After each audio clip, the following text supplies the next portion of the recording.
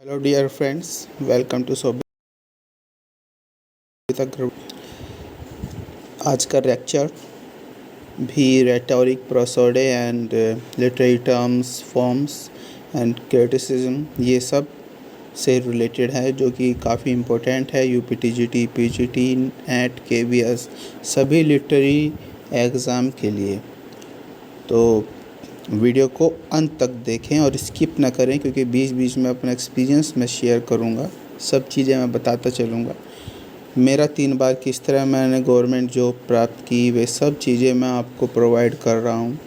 तो वीडियो को स्किप ना करें और चैनल जिसने सब्सक्राइब नहीं किया वो चैनल को ज़रूर सब्सक्राइब कर लें और वीडियो को ज़्यादा से ज़्यादा शेयर करें। सबसे पहले जो हमारा वर्ड है आज, अब हम A to Z जो सीरीज़ है, A to Z जो सीरीज़ है, अब तक हमने ऑब्जेक्टिव वन लाइनर पढ़े थे। अब A to Z जो सीरीज़ है, एक बहुत ही फेमस नेट बुक है हमारे यहाँ मेरठ में, तो उसमें से ये मैंने कुछ इम्पोर्टेंट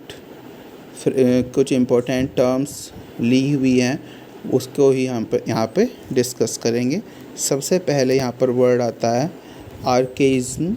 आर्केइज्म होता है जो बहुत ही पुराना वर्ड हो, इज़ ए वर्ड और phrase which is no longer in use. मतलब जैसे कोई वर्ड हो जो बहुत अब यूज़ में ना हो।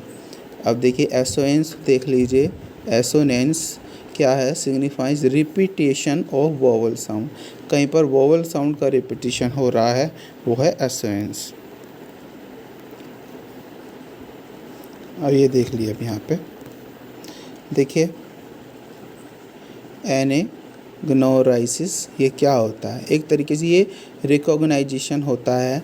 देखिए इसका मीन्स है डिस्कवरी, रिवर्सल इन ट्रेजेडी या रिकॉग्नाइजेशन। देखिए यहाँ पर recognisation as the name indicates is a change from ignorance to knowledge. जब जो कैरेक्टर होता है प्ले में, उसे अपनी गलती का एहसास होता है कि उसने कुछ गलती की हुई है, तो वो होता है ड्रामा में, उसे बोला जाता है एनेग्नोराइसिस। देखिए अब नेक्स्ट वर्ड है एंड्रोसेंट्रिज्म। एक ऐसा लिटरेरी वर्क, ऐसा टर्म जो मेल सेंटर्ड हो, कोई ऐसा वर्क जो कि मेल सेंटर्ड हो, वो होता है एंड्रोसेंट्रिज्म। देखिए एक्रोनाइम क्या होता है, एक्रोस्टिक भी इसे कहते हैं। देखिए इसमें क्या होता है कि जो स्टार्टिंग के वर्ड होते हैं, जैसे इग्नू है, इग्नू की फुल फॉर्म क्या है, Indira Gandhi national open university, है ना। तो इग्नू क्या है, वो एक्रोनियम है। नेक्स्ट एवेंट ग्रेड, ये क्या होता है? Avant garde implies those person who support or create the newest ideas, fashion, style। ये वो वर्ड होता है जो उन लोगों के लिए यूज़ किया जाता है जो नए आइडियाज़, फैशन और स्टाइल को क्रिएट करते हैं। एसाइड, देखिए सोलिलोक्वी के बारे में हमें पढ़ा ही था। एक लाउड थिंकिंग होता है सोलिलोक्वी। एसाइड भी बिल्कुल ऐसा ही होता है। Aside is a kind device similar to soliloquy, लेकिन कंपैरेटिवली ये छोटा होता है उससे। एसाइड एक character speak to himself. Aside एक कैरेक्टर जो कि अपने आप से बोलता है। एंड्रोजाइनी क्या होता है? यहाँ पर देखिए एंड्रोसेंट्रिज्म क्या था, मेल सेंटर। अब यहाँ पर एंड्रोजाइनी क्या है कि बैलेंस मेल और फीमेल।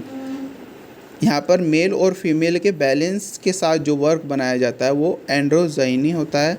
मेल और फीमेल क्वालिटीज़ इसमें बैलेंस होता है। देखिए, और वर्जीनिया वुल्फ एक फेमस राइटर रही है मॉडर्न एरा की, उन्होंने इस पर काफ़ी ज़्यादा जोर डाला था।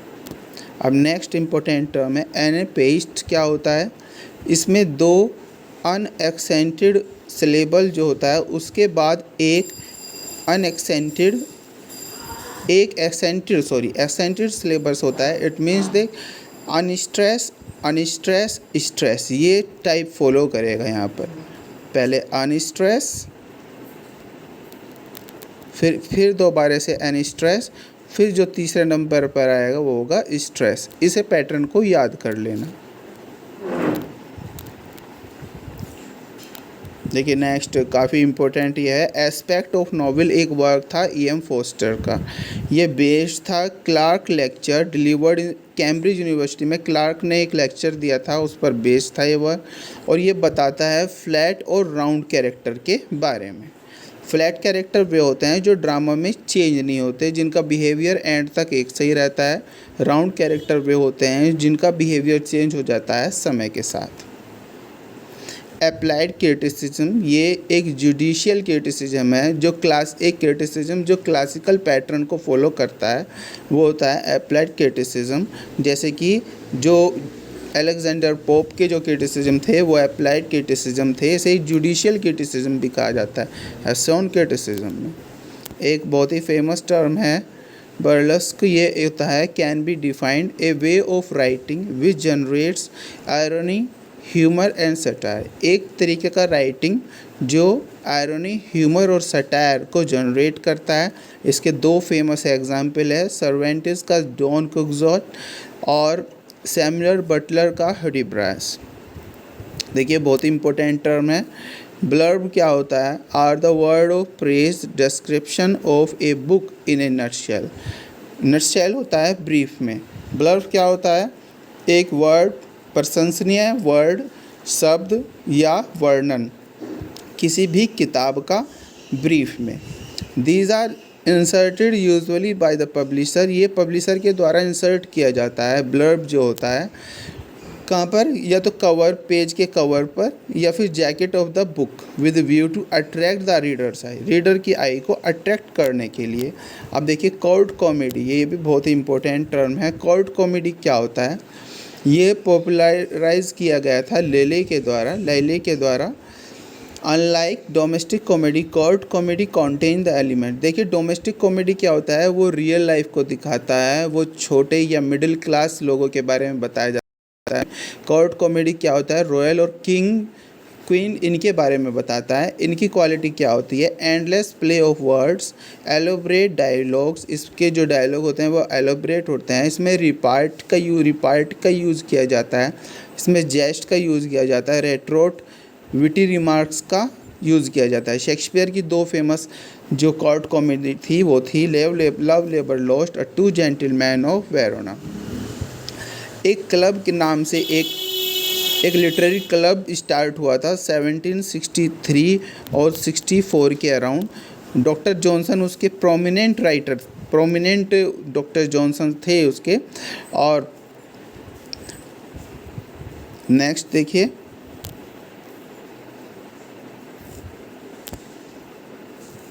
कैकोफोनी। देखिए अश्रुति मधुरता, जब एक बहुत ही अगली साउंड, बस इस शब्द को याद कर लेना, अगली साउंड। क्रॉनिकल प्ले क्या होता है? These play are based on English history.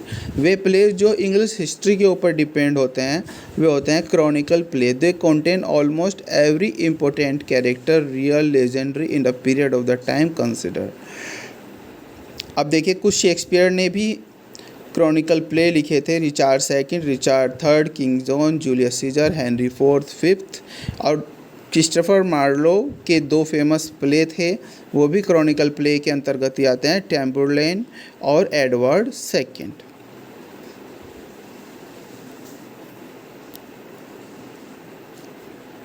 देखिए बहुत ही फेमस और बहुत ही अच्छी टर्म है।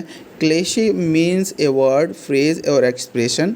क्लेशे एक तरीके का वर्ड, फ्रेज और एक्सप्रेशन है जिसने अपना इफ़ेक्ट खो दिया है क्योंकि उसे बहुत ज़्यादा यूज़ किया गया।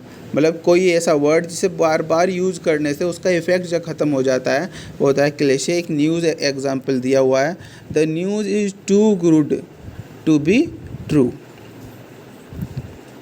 तो क्लेशे का क्या मीन्स है? मीन्स ए वर्ड और phrase, a expression that lost its effect on account of frequent use by author और लेमैन, जो कि यूज़ की जाती है ऑथर के द्वारा कई बार। जैसे कि ये वर्ड जो है, ये वर्ड हम अपने डेली यूज़ में ही बोल देते हैं बहुत बार, तो क्लेशे से कहा जाता है क्लाइमैक्स देखिए, ड्रामा में ये ड्रामा का एक पार्ट होता है climax. Climax main point of interest in a play or novel, most of it reached in, देखिए ये मोस्टली थर्ड एक्ट, कभी कभी फोर्थ फाइव्थ एक्ट में भी पहुंच जाता है climax, towards the end, and के समय में। लेकिन रेजोल्यूशन से बिल्कुल अंत से पहले का एक पॉइंट होता है क्लाइमैक्स, याद रखना। कॉमेडी के बारे में हमें पता ही है, ये W.J. लोंग ने एक डेफिनेशन दी हुई है, वो देख लेना आप। लेकिन जो कॉमेडी है उसका एक बात ये होती है कि कॉमेडी की जो अंत होता है वो हमेशा सुखद होता है। अब कुछ राइटर्स हैं जिनकी कॉमेडी उनके नाम से जानी जाती है, जैसे बेन जॉनसन की comedy of humour, Ben Jonson comedy of humour के लिए जाने जाते हैं। शेक्सपियर रोमांटिक कॉमेडी के लिए जाने जाते हैं। रेस्टोरेशन कॉमेडी ऑफ मैनर, एक रेस्टोरेशन एज में जो होती थी कॉमेडी, उसे कॉमेडी ऑफ मैनर कहा गया। Oscar Wilde important of being earnest is a comedy of manner. Shakespeare की कुछ फेमस कॉमेडी देख लीजिए नीचे कौन कौन सी थी। Merchant of Venice, midsummer's night dream, as you like it, winter's tale, twelfth night, tempest जो थी इसे रोमांस के भी कैटेगरी में रखा जाता है। Much ado about nothing. Comic relief क्या होता है?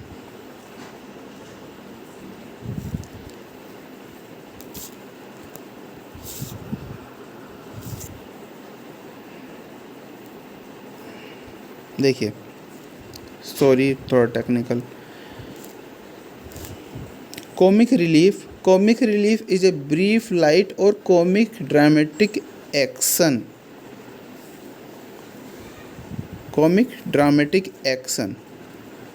Perform of a regular serious play. अगर कोई रेगुलर सीरियस प्ले चल रहा हो तो कॉमिक रिलीफ क्या करेगा कि उसके बीच में एक छोटा सा ब्रीफ लाइट या कॉमिक ड्रामेटिक एक्शन उसमें ला देते हैं, ताकि जो ऑडियंस है उन्हें थोड़ा रिलैक्सेशन मिले। अब इसकी क्या होता है, फर्दर एक्शन जो उसके आगे का एक्शन है वो सीरियस भी बहुत हो सकता है, और ये क्लाइमैक्स भी हो सकता है डेन्यूमेंट से पहले। डेन्यूमेंट मैंने बताया था ये होता है कॉमेडी में।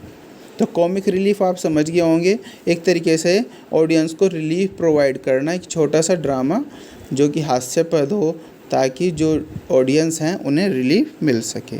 कंपैरेटिव क्रिटिसिज्म ये कॉइंड हुआ था, ये आया था, ये वर्ड कहाँ से आया था? एडिसन के एसे से, स्पेक्टेटर। एडिसन का एसे था स्पेक्टेटर। डॉक्टर जॉनसन ने इसे यूज़ किया था लाइफ ऑफ पोप में। कंपैरेटिव क्रिटिसिज्म का मीन्स क्या है कि हम जब कोई भी वर्क लिख रहे हो हमें कंपेयर करना चाहिए। कंपेयर मतलब जैसे हमने मॉडर्न टाइम में कोई वर्क लिखा तो उसे कंपेयर करना चाहिए ओल्डर टाइम के राइटर से। तो कंपैरेटिव क्रिटिसिज्म बस यहाँ पर आप यही समझ लें, जैसे कि कंपैरिजन का भी जो मीन्स है वो भी सिमिलर होना चाहिए। जैसे होमर को कंपेयर कर सकते हैं शेक्सपियर से, डांटे को कंपेयर कर सकते हैं मिल्टन से। नेक्स्ट जो टर्म है कोनोटेशन, ये इनडायरेक्ट रेफरेंस होता है, एक तरीके से डायरेक्टली ना बोलकर सजेस्टिवली या फिर इम्प्लाइड करके meaning of a word as against the transparent और लिटरेरी मीनिंग। डायरेक्ट मीनिंग ना कह के सजेस्टेड मीनिंग जब हो उसे कहते हैं कॉनोटेशन। देखिए मॉडर्न इरा में क्रेज़ी ईयर का बहुत ही नाम रहा। 1920 से 1930 के समय को क्रेज़ी ईयर कहा गया और नोएल कॉवर्ड के द्वारा ये इंटरप्रेटर किया गया। उसके द्वारा ये सुझाया गया कि क्रेज़ ईयर 1920 और 1930। कल्चर एंड एनार्की एक बहुत ही फेमस वर्क है, पीजीटी के लिए भी काफ़ी इम्पोर्टेंट है। ये मैथ्यू आर्नोल्ड का ये एक एसे था। It is the volume of essay written by Matthew Arnold. It was originally published as article Cornhill magazine में ये पब्लिश किया गया था। इसका एक और नाम है An Essay in Political Social Criticism। देखिए इन्होंने क्या सुझाया था, इन्होंने बताया था जो कल्चर है it was designed to demonstrate that culture was the best remedy for political, social and religious unrest. जो कल्चर है वो सबसे बड़ी रेमेडी है पॉलिटिकल, सोशल और रिलीजियस अनरेस्ट के लिए।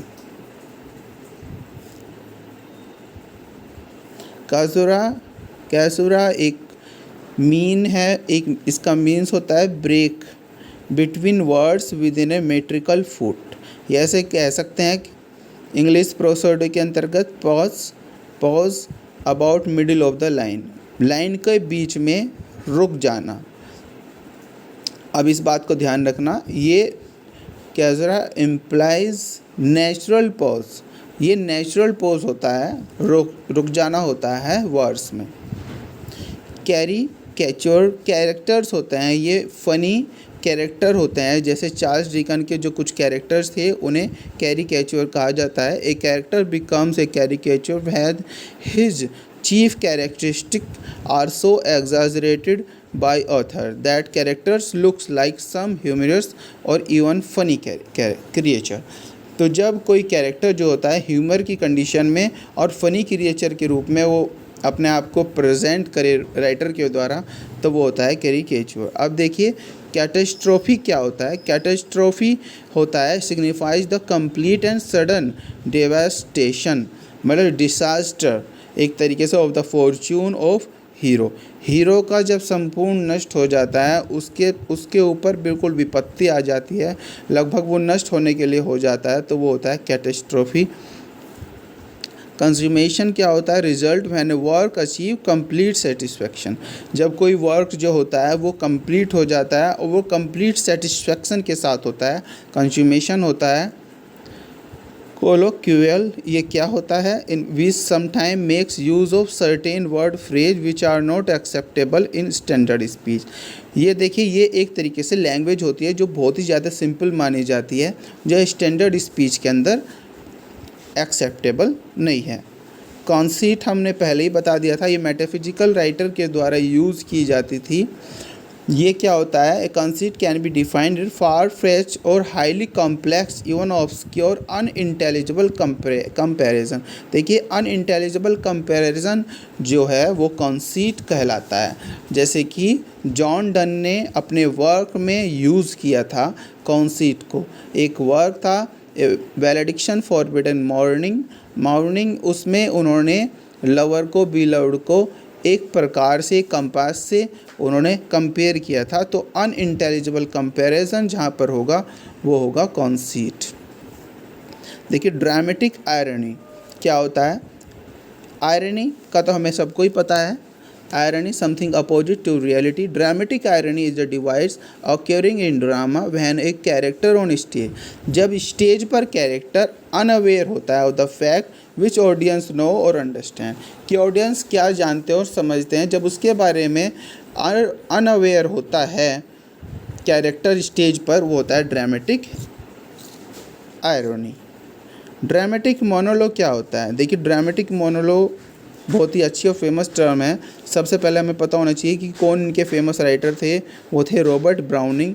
इन्होंने लिखा था the last ride together, the grammarian funeral, एविलियन hop, ये इन्होंने लिखा था। ड्रामेटिक मोनोलॉग एक तरीके से is evident from its name, जो कि हम इसके नाम से ही हमें पता चल रहा है, is a kind of drama or piece of dramatic poetry in which only one character speak. एक पोएट्री का एक पीस, एक पोएट्री जिसमें कि एक ही कैरेक्टर बोलता रहता है through out the performance and script. उस पूरे परफॉर्मेंस में या पूरी पोएम में जब एक ही कैरेक्टर बोलता रहता है, दूसरा सामने से कुछ नहीं बोलता, तो वो होता है dramatic monologue. Mono means one, और लोगो का मीन्स होता है डायलॉग। तो वन डायलॉग, जब डायलॉग एक स्पीकर के द्वारा, एक ही कैरेक्टर के द्वारा बोला जाए, वो होता है ड्रामेटिक मोनोलॉग।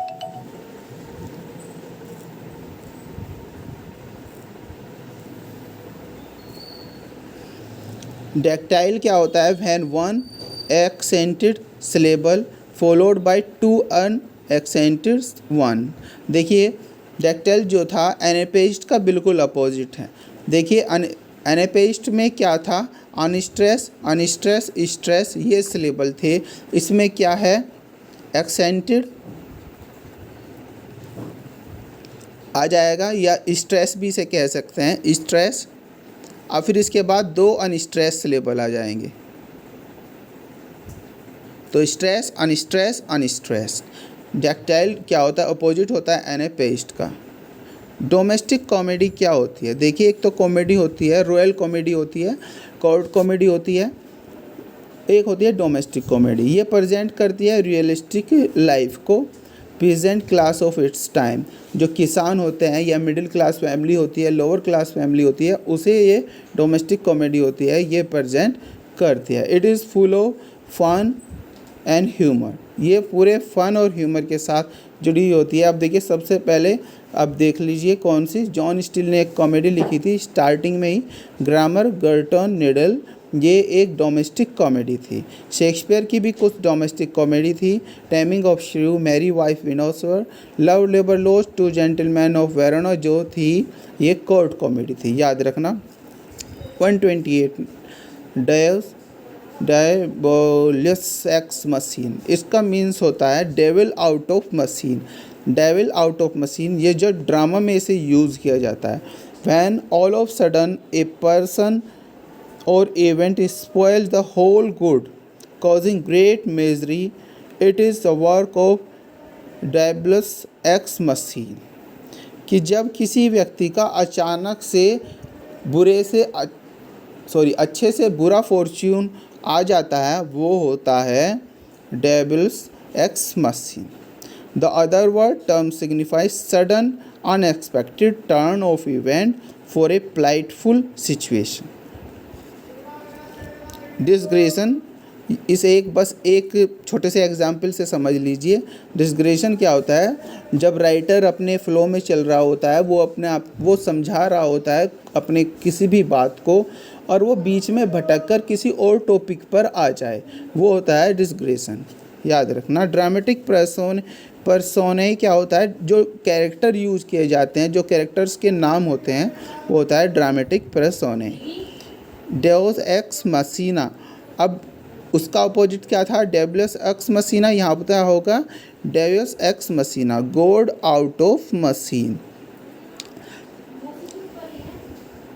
जब इसमें क्या होता है? Implies sudden emergence a personage or a event to solve knotty problem. Knotty, जब कोई कॉम्प्लिकेटेड प्रॉब्लम का सॉल्यूशन अचानक से हो जाए, वो होता है डेउस एक्स मशीन, गॉड के द्वारा किया हुआ कार्य। ये ज़्यादातर towards the end of play के एंड में ये ज़्यादातर होता है। डेनोमेंट मैंने पहले ही बताया था, जो एंड होता है कॉमेडी का उसे कहा जाता है डेनोमेंट। डायडेक्टिक, जैसे कि हमें नाम से ही सजेस्ट है, जो कि जो भी राइटिंग हमें कुछ शिक्षा दे, वो होता है didactic. Dialogism, dialogical novel is one compose in multiple interactive voice. इसमें कई सारी वॉइसेस जो होती हैं इंटरैक्टिव, एक दूसरे से बातचीत करने वाली जो वॉइसेस होती हैं, उससे जो कोई नॉवेल बनता है वो होता है डायलॉगिज्म। लेकिन इन इंटरैक्टिव वॉइस जो होती हैं, इसमें किसी को भी प्रायोरिटी नहीं देता। राइटर जो होता है, जो भी इंटरैक्टिव वॉइसेस जो होती हैं, जो एक दूसरे से वार्तालाप की बातें होती हैं, राइटर किसी को भी प्रायोरिटी डायलॉगिज्म में नहीं देता।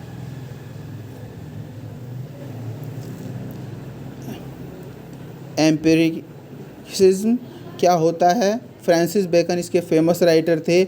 जो अनुभव और प्रयोग के आधार पर लिखा हुआ राइटिंग जो होता है, वो होता है एम्पिरिसिज्म।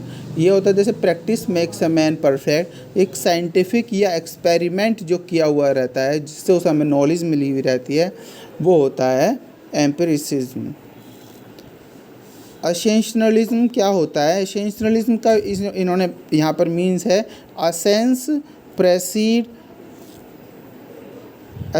प्रेसीड एक्सिस्टेंस। सबसे पहले एक्सिस्टेंस से भी पहले जो कुछ था वो था एसेंस। अब विच इज़ एफेमरल, जो कि बहुत छोटे समय के लिए है। 147 एक्सप्लोरेटिव क्रिटिसिज्म। देखिए, इसमें इन्होंने बताया कि एनेटोल फ्रांस ने क्या कहा, जो क्रिटिसिज्म है वो एक तरीके से एडवेंचर है, एक तरीके से एक्सप्लोर करना है, एक तरीके से खोज करना है. In his opinion, it is the duty of a critic to make adventure among masterpiece of art. So critic himself must have fine sensibility and vast experience. याद रखना जो इन्होंने बताया हुआ है कि एक ड्यूटी है क्रिटिक की to make adventures among masterpiece, कि अपने मास्टरपीस को वो एडवेंचरस बनाए, साहसी बनाए. देखिए एक और टर्म इम्पोर्टेंट है, epithet. Epithet comprise a words or group of words to inscribe the chief characteristics of a person. एक ग्रुप ऑफ वर्ड्स होते हैं जो किसी व्यक्ति की विशेषताएं बताए, वो होता है एपिथेट.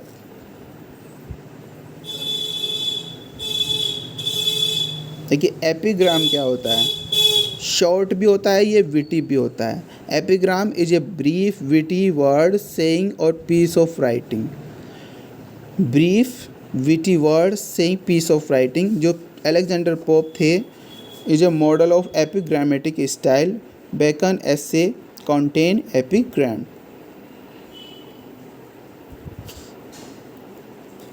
एपिलॉग क्या होता है, epilogue is a last item in a work of art. देखिए ड्रामा का जो एंड होता है, जो कंक्लूज़न होता है वो होता है एपिलॉग. एक्सपोजिशन को हम एक और वर्ड में यूज़ कर सकते हैं, एक्सप्लेनेशन. एक्सप्लेन करना, किसी भी चीज़ को अच्छे से एक्सप्लेन करना वो होता है एक्सपोजिशन. चार्ल्स लैम्ब का एक फेमस एस्से था, एस्से ऑफ एलिया, जिसका फर्स्ट पार्ट आया था 1823 में, लास्ट आया था 1833 में. ये लंदन मैगजीन में पब्लिश्ड हुआ था. 166 एरेस्टेनिज्म ये ऑक्सफोर्ड मूवमेंट के अपोजिट था. देखिए एरेस्टेनिज्म में क्या हुआ, बताया हुआ था कि ये एक डॉक्ट्राइन था, hold that state should have supremacy over church, कि जो स्टेट है, जो राज्य है, वो चर्च पर अपना पूरा प्रभाव उसे रखना चाहिए, ना कि चर्च को राज्य पर प्रभाव रखना चाहिए. ऑक्सफोर्ड मूवमेंट में क्या था कि जो धर्म है, जो रिलीजियस एक्टिविटी है, वो ऊपर हैं राज्य से. तो इसमें इन्होंने बताया कि जो राज्य हैं, स्टेट को अथॉरिटी होनी चाहिए कि वो चर्च को कमांड करे. तो ये ऑक्सफोर्ड मूवमेंट के अपोजिट था.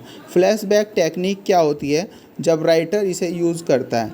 देखिए टी.एस. इलियट और स्ट्रीम कॉन्शियस राइटर्स, नॉवेलिस्ट जिन्होंने थे, उन सब ने फ्लैशबैक टेक्निक को बहुत ही अच्छे से यूज़ किया था. तो फ्लैशबैक टेक्निक क्या होती है, sometime a writer at time of presentation of situation sudden refers to past situation.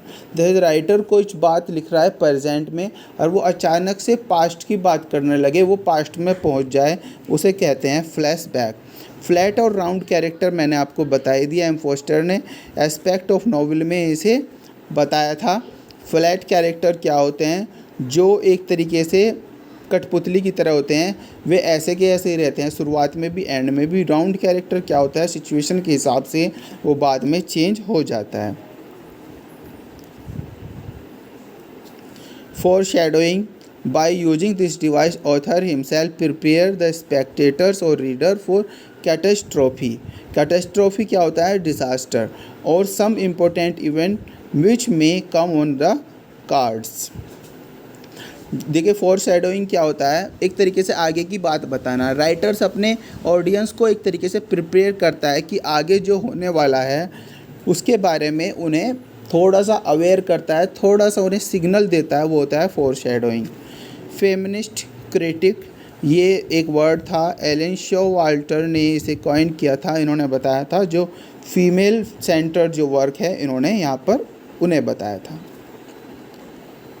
फस्टियन word use किया जाता है, पॉम्पियस ऑर्नेट बॉम्बेस्टिक लैंग्वेज, बहुत ज़्यादा दिखावटी या ऑर्नामेंटल लैंग्वेज जो होती है वो फस्टियन कहा जाता है. अब देखिए ये अप्रोच क्या है, formalistic, aesthetic, textual,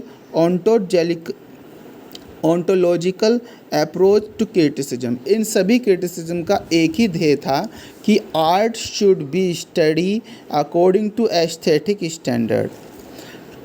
There should be no consideration moral, religious, political, social ideology. इनके अकॉर्डिंग जो आर्ट है वो एस्थेटिक स्टैंडर्ड पर फॉलो होनी चाहिए, न कि moral, religious, political, social ideology पर। अब लास्ट इम्पोर्टेंट जो टर्म थी वो है ग्रैंड स्टाइल। मैथ्यू आर्नोल्ड ने इसे टर्म को पॉपुलराइज किया था। इन्होंने ये टर्म बताई थी मिल्टन, डांटे और वर्जिल जो फेमस राइटर थे, उनके स्टाइल को इन्होंने ग्रैंड स्टाइल बताया। Grand style arise in poetry when a noble nature poetically gifted treats with simplicity or severity a serious subject. जब कोई ग्रैंड स्टाइल होता है पोइट्री में, इसे यूज़ किया जाता है, जो बहुत ही एक तरीके से इसे मैथ्यू आर्नोल्ड ने इसे कॉइन किया था। बस हमें यहाँ पर इसी चीज़ का याद रखना है। ग्रैंड स्टाइल मिल्टन के रेफरेंस में मैथ्यू आर्नोल्ड ने इसे कॉइन किया था। ये काफ़ी इम्पोर्टेंट रेफरेंस है टीजीटी के लिए। तो आई होप आपको वीडियो अच्छी लगी होगी। इसका 1-2 लेक्चर और अभी अपलोड हो जाएगा और आपका लिटरेरी टर्म्स और फॉर्म्स जो है वो कंप्लीट हो जाएगा और आपको एमएच अब्राहम भी पढ़ने की ज़रूरत नहीं होगी। जिसने चैनल को सब्सक्राइब नहीं किया वो चैनल को सब्सक्राइब ज़रूर कर लें और वीडियो को ज़्यादा से ज़्यादा शेयर करें ताकि जो लोग ज़्यादा महंगी बुक अफोर्ड नहीं कर सकते उन तक ये मेरी वीडियो पहुंच जाए। Thank you very much. This is Shobhit Agarwal.